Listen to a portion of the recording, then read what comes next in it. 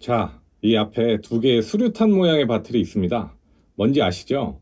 이 채널을 봐주시고 댓글 달아주시는 분들이 다들 워낙 법원 고수님들이셔서 딱 보자마자 알아차리셨을 것 같은데, 혹시라도 처음 보시는 분들을 위해 알려드리자면 둘 다 블랑톤이라는 술입니다. 원래 블랑톤은 46.5도로 출시되는데 여기 있는 미니어처, 이거를 확대한 버전이 일반적인 블랑톤이고요. 이거는 블랑톤 골드 에디션이라 그래서 뭔가 금장을 두르고 멋있게 만든 51.5도짜리 술입니다. 이 옆에는 블랑톤 스트레이트 프롬 더 배럴, 줄여서 SFTB라고 부르는데 물을 타지 않은 원액 그대로의 블랑톤입니다. 이 바틀의 도수는 61.45도고요. 같은 블랑톤이지만 이렇게 도수를 다르게 해서 출시를 하는데 뭐가 더 맛있을까요?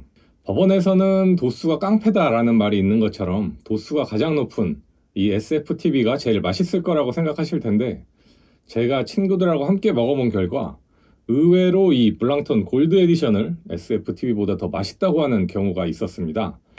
도수 차이가 무려 10도 가까이 나거든요. 61도와 51도. 그런데도 51도가 더 맛있을 수 있다? 왜죠? 둘 다 같은 웨어하우스 H 숙성 창고에서 만들어졌고 출시된 시기도 2023년 상반기로 비슷하거든요. 골드가 더 맛있다고 한 친구가 위스키 초보인 친구도 아니고 2000년대 중반부터 영국 가서 싱글 몰트를 마신 친구의 의견이라 저도 좀 고찰을 해보게 됐습니다. 그래서 미국인들의 리뷰를 찾아봤는데 의외로 블랑톤 골드가 SFTB보다 맛있다는 의견들이 생각보다 꽤 있더라고요. 물론 블랑톤은 모두 싱글 배럴 제품으로 이 오크통마다의 편차가 존재할 수 있습니다. 그럼에도 법원에서 이렇게 도수가 낮아도 맛있을 수 있다는 게 재밌는 주제인 것 같아서 오늘은 도수가 낮지만 맛있게 마신 법원들을 소개해드리고 왜 얘네들이 알코올빨이 약한데도 맛있을 수 있었는지 이유를 분석해드리는 시간을 갖도록 하겠습니다.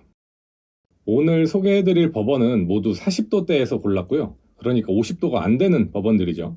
구하기 쉬운 것부터 어려운 순서대로 하나씩 말씀을 드리겠습니다. 처음은 우포리 더블오크입니다.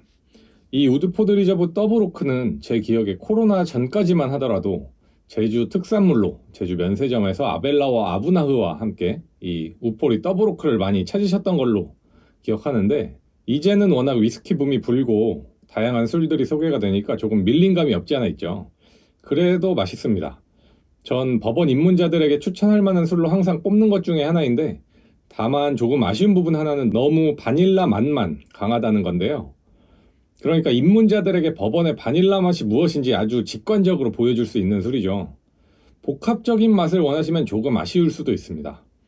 도수는 45.2도로 타격감은 적지만 맛의 방향성과 특징은 아주 확실한 법원입니다. 두 번째는 이글레어입니다.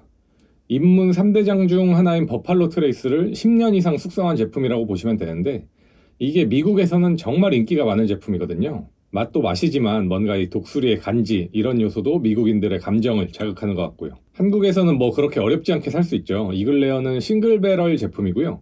그런데 싱글 배럴이라고 표기는 되어 있지 않아요. 이게 원래는 싱글 배럴이라고 표기를 했다가 제조 공정을 자동화로 바꾸는 과정에서 싱글 배럴을 표기하지 못하도록 미국 법원부 장관님 같은 분께서 지도를 했는데 실질적으로는 싱글 배럴이라고 하더라고요. 맛은 도수가 낮은 만큼 부드러우면서도 법원이 갖춰야 할 맛의 요소들을 잘 갖추고 있죠. 이 술은 튀는 맛이 없다 보니까 음식이랑 드실 때 정말 잘 맞습니다. 그래서 추천드리고요. 그냥 마시면 조금 심심하실 수는 있어요. 도수는 역시 45도입니다. 그리고 혹시 구매 예정이신 분이 있다면 이게 용량이 700ml짜리랑 750ml짜리가 있더라고요. 요새는 거의 750ml만 보이는 것 같긴 한데 가능하면 750ml로 사시는 걸 추천드립니다. 다음은 사가모어 더블오크입니다. 다른 영상에서도 제가 말씀드렸던 술인데 라이 위스키죠. 라이 위스키지만 이 라이의 특징을 잘 숨기면서 법원스럽게 잘 만든 위스키인데 그렇다고 라이의 느낌이 없진 않습니다. 라이 위스키는 보통 칵테일 만들 때 기주로 많이 쓰이는데 이 술은 그냥 마셔도 좋고 안주랑 먹어도 괜찮고 얼음 타서 먹어도 좋고 그냥 잘 만든 술입니다. 캐러멜 맛이 많이 난다고 보시면 되고 라이스러움은 코코넛 같은 맛으로 표현이 되더라고요. 어떻게 보면 와일드 터키랑 비슷한 뉘앙스도 있고요. 도수는 48.3도네요. 네 번째는 웰러 12년입니다. 미국보다는 대만이나 유럽에서 오히려 싸게 구할 수 있는 미국 술이죠. 미국에서 시가로 거래되는 비싼 가격과 비교하면 가격 차이가 거의 10배까지 나는 걸 제가 봤었는데 혹시라도 법원 좋아하시고 대만 가실 일이 있으시면 추천드리는 술입니다. 세계에서 가장 맛있는 법원으로 1, 2위를 다투는 버팔로 트레이스의 윌리엄 라루웰러. 이런 술이 있는데 여기에 도수가 낮은 버전이다 라고 생각하시면 됩니다. 재밌게도 뚜껑을 알루미늄 같은 걸로 해서 소주 느낌도 나고요. 맛은 당연히 훌륭합니다. 적당히 잘 숙성된 버번이 어떤 맛을 내는지 그런 부분에 있어서 표준을 제시할 수 있는 버번이 아닌가 싶고요. 도수는 45도로 다른 다양한 웰러 시리즈에 비해 낮은 편인데 도수가 낮은데도 미국에서 막 시가가 붙어서 거래되는 건 이유가 있지 않나 그런 생각이 드네요. 자, 이건 믹터스 10년 숙성 싱글 배럴입니다.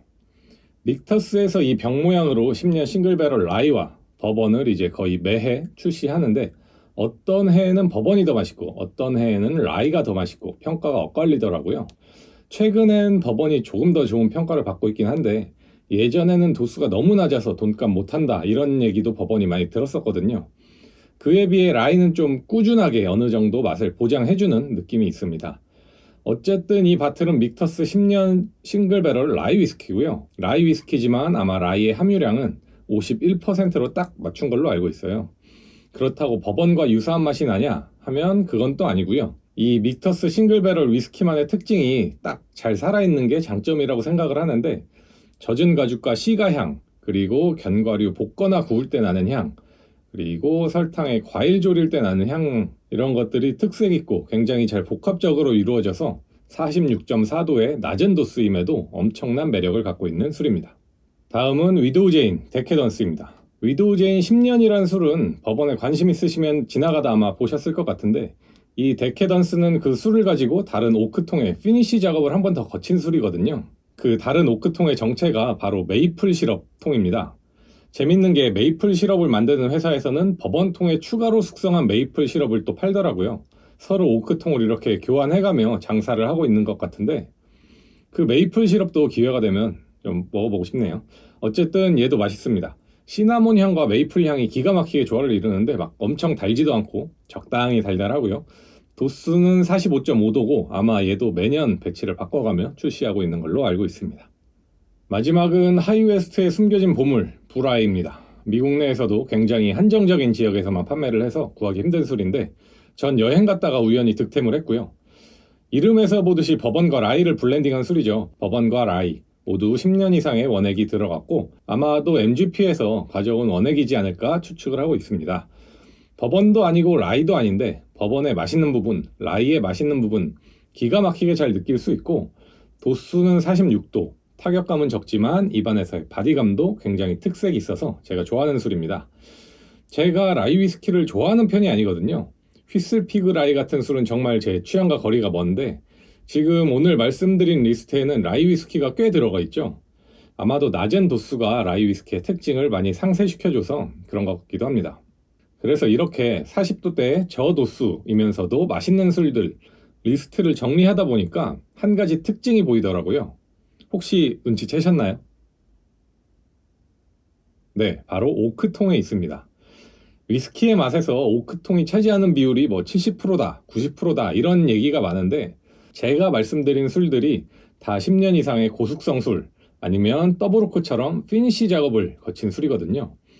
피니쉬 작업이란 건 오크통을 한번 옮겨 담아서 두 개의 오크통을 썼다는 얘기죠. 이렇게 하면 오크통의 특징이 더 강하게 묻어나오게 됩니다. 10년 이상 한 오크통의 술을 숙성시키는 것도 역시 오크통의 특징이 강하게 묻어나올 거고요. 우리가 도수가 깡패다 라는 말을 할 때 결국 포인트는 뭐냐? 도수란 것은 에탄올의 농도나 마찬가지잖아요. 에탄올이 술에 많이 녹아 들어가 있다고 해서 무조건 맛을 내는 분자들도 같이 많이 들어있는 건 아닙니다. 물론 그런 경향성은 분명히 있죠. 왜냐면 그만큼 물을 덜 탔다는 얘기니까요. 하지만 물을 타서 도수가 낮은 술을 만들었더라도 맛을 내는 분자들이 다양하게 분포되어 있다면 충분히 맛있는 술이 될 수 있는 거죠. 그러니까 물을 타서 맛이 희석이 됐지만 오크통에서 술이 익는 과정에서 맛돌이들을 쭉쭉 뽑아냈다면 어느 정도 이게 상쇄는 된다. 이런 얘기입니다. 물론 이렇게 오크통에 영향을 많이 받기도 하고 물도 안 탄 술, 이게 제일 맛있겠죠. 고숙성의 고도수면 군침이 바로 나오니까요. 조지 티스텍, 윌리엄 라루웰러, 일라이자 크랙 배럴 프루프 모두 고숙성의 고도수 술이잖아요. 제가 오늘 이렇게 말씀드린 건 너무 우리가 도수에만 매몰되지 말고 여러 가지 술을 즐겨보자는 의미에서 말씀을 드렸습니다. 도수가 높으면 맛있는 경향이 있는 것은 맞지만 도수가 낮다고 무조건 맛없는 버번인 것은 아니니까요. 오늘 영상은 여기까지 하겠고요. 시청해주셔서 감사합니다.